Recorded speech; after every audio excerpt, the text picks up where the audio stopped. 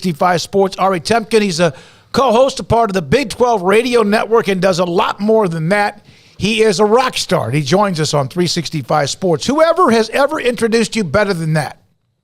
Nobody, Smokey. You're the best, buddy, and I appreciate you very much, and I appreciate the great work that you guys do at 365. You guys are incredible. I love it. Well, we appreciate you, too. We'll look forward. You're going to be in Arlington, right?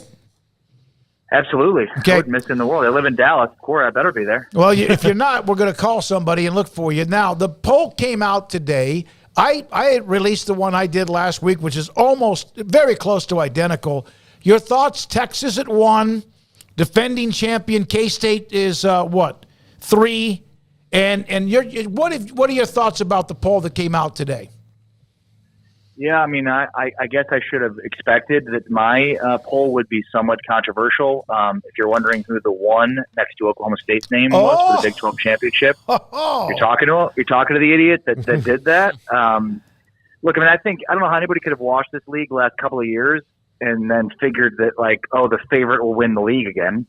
Especially when you consider that the favorites, or the teams that have the most talent, quote unquote, have major question marks at the coaching position. I mean, we're to believe here that Steve Sarkisian is going to have a team that's going to win more than 9 games for the first time ever as a coach. He's won 9 games once, and that was with a bowl win in there. So suddenly this is a team and a coach that's going to get a team to 9-10 wins when he's never done it in 9 years of coaching. Brent Venables is going to year 2, which obviously is the same year that Dave Aranda won a Big 12 championship, but there's major question marks there, and how big of a jump can their defense take, in one whole off season. I mean, I certainly understand the noise surrounding Kansas State. I mean, I'm a big believer in Will Howard and what he did at the end of the year last year, and K-State, what they bring back. But as we saw a couple of years ago, Baylor came out of nowhere to win the Big 12. Last year, both TCU and K-State came out of nowhere to win the Big 12 and then get to a college football playoff national championship. So, I don't know how anybody could, they're really, to me, there's 5 teams you could say they're not going to win the Big 12 this year. Everybody else, you make a pretty good case for anybody else to win this conference. It's that wide open. It's a league of parity.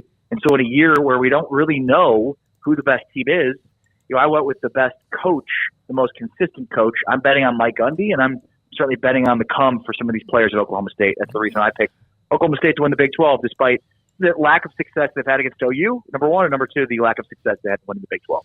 Well, I mean, it's just, I think part of the thing that most people would look at is it was just such a firestorm of weird and bad things that happened to Mike Gundy last year with the injuries, and then Spencer Sanders transfers, and Mason Cobb, and, a lot of other guys left as well, moved around the entire country. But Mike Gundy didn't seem to mind any of that, Ari, going into this year. So while I would not have voted them number 1, it's not like a crazy conspiracy theory to say that they could do it.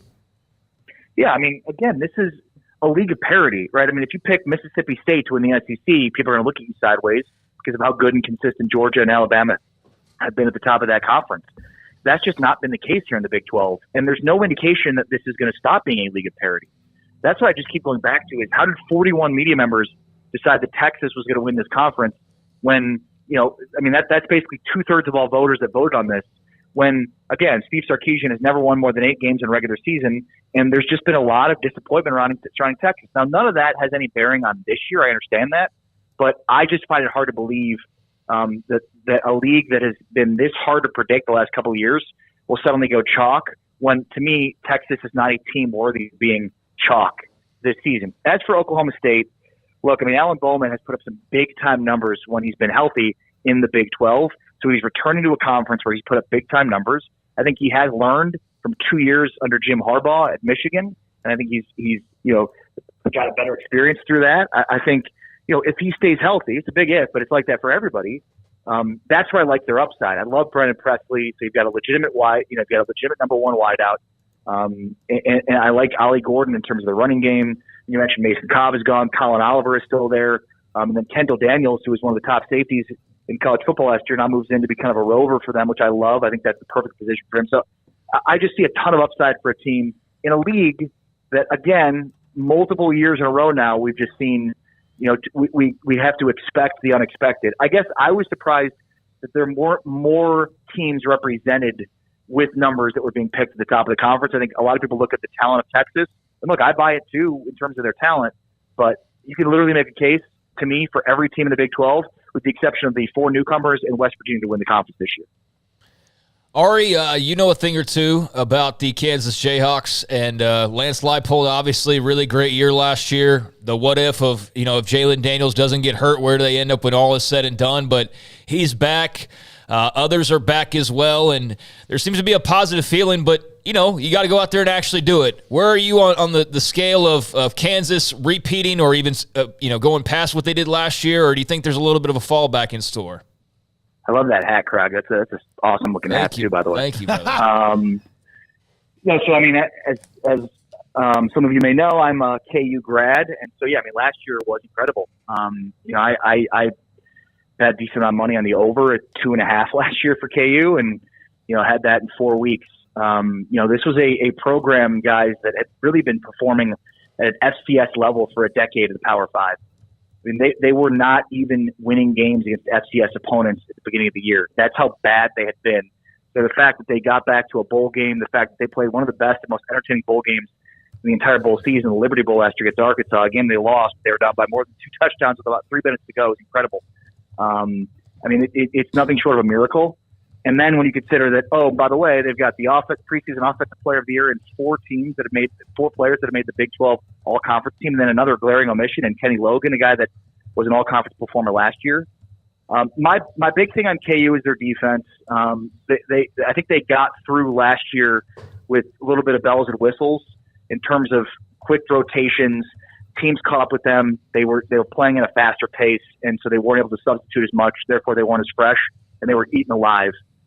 They've lost some of the best players from that defense from last year. Now, Kobe Bryant and Kenny Logan are 2 guys that are really good performers at the back end of their defense. But that's where I struggle is how could a defense that lost a couple of guys to the NFL improve when they were so bad last year? Now, the offense is as good as there is in the conference. They basically returned the entire offensive line, including, all Big 12 first-team interior offensive lineman and Mike Nowitzki, who came over with Leipold from Buffalo, and Jalen Daniels and Devin Neal, at running back. So, the ingredients are there for this team to be really, really good, but I think the downside for them is their defense. Now, it could be better, but could is the operative word.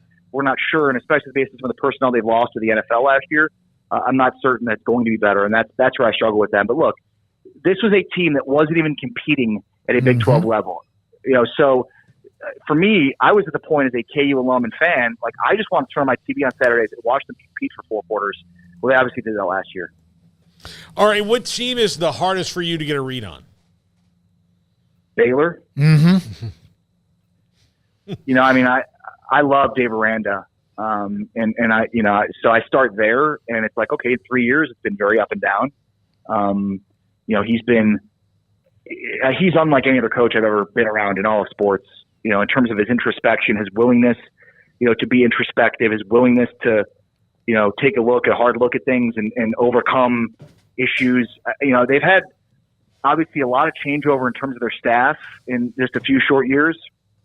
Last year, and I'll remind people of this after picking Oklahoma State and Alan Bowman to be my offensive player of the year this year. Last year I picked Baylor to win the Big 12 and Blake Shapen to be the offensive player of the year. So you could take me for the kiss of death and know that Oklahoma State's probably in the same boat this year.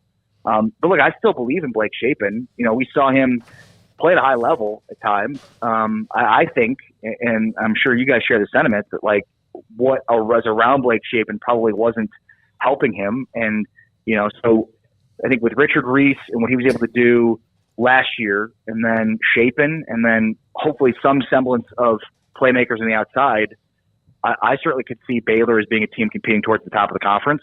But I can also see you lose Ika, how good the defense going to be. You now have a new defensive coordinator that's coming in. How much will this be Aranda's defense? So Baylor's got to be the toughest team for me. I could see them winning the Big 12. I really don't think that's too big of a stretch, and I could see them finishing in the bottom half of the Big 12 too. I made this comment last week before we released my poll that I stared at it. It was the blank poll that Joni Lehman sends to us. I stared at it, Ari, for maybe 2 or 3 weeks, and it was almost like I was afraid to touch it, like it was a copperhead. And then finally, I just dove into it.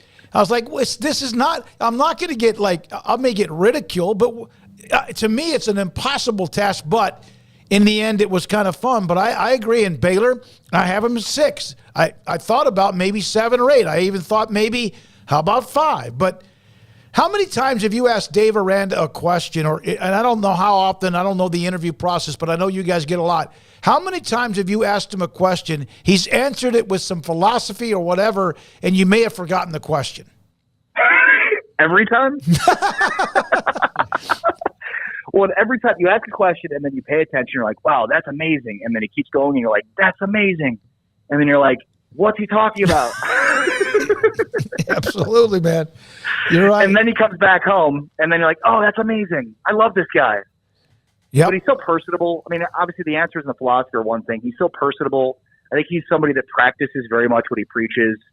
And the introspection, guys, like I think it's something that's just masculine. It's just like built and ingrained in us as humans and men.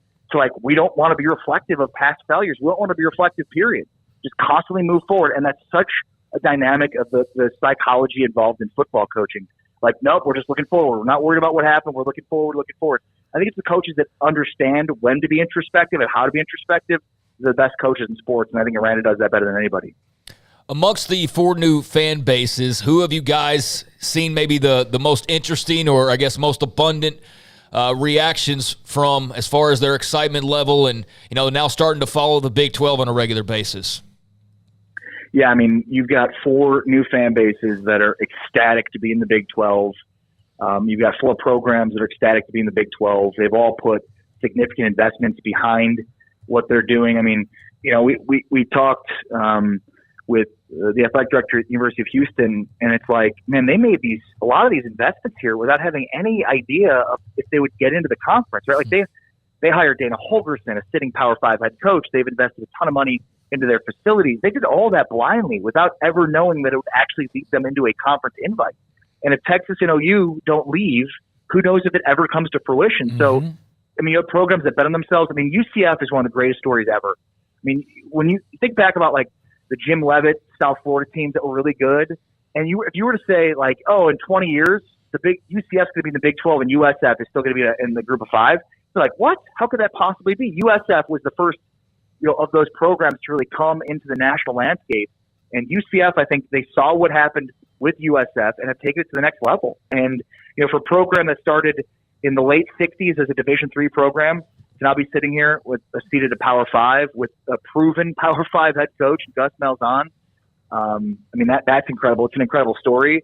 And I mean, there's such an outlier, I just being a dumb Texan, I guess, and not really thinking about geography, you're like, oh yeah, now West Virginia's got Cincinnati and UCF in the conference. That's close geographically. And then when you do the mileage, it's 2 miles closer to Lawrence, Kansas than from Morgantown, West Virginia than it is to Orlando, Florida from Morgantown. All right, I on UCF, I think you can't underestimate. You mentioned that run that USF had, the amount of spite those schools have for one another, and that UCF, kind of like Larry David and Curb, like built a spite store and it worked so well.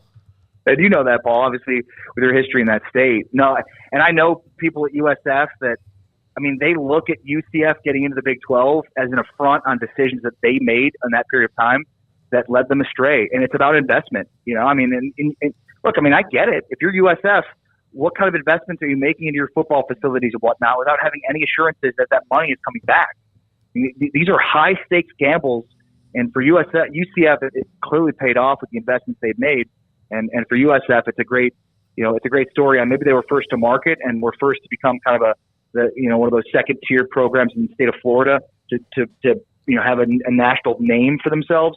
But it was USCF that put their money where their mouth is, and that's why they're in the Big 12 right now.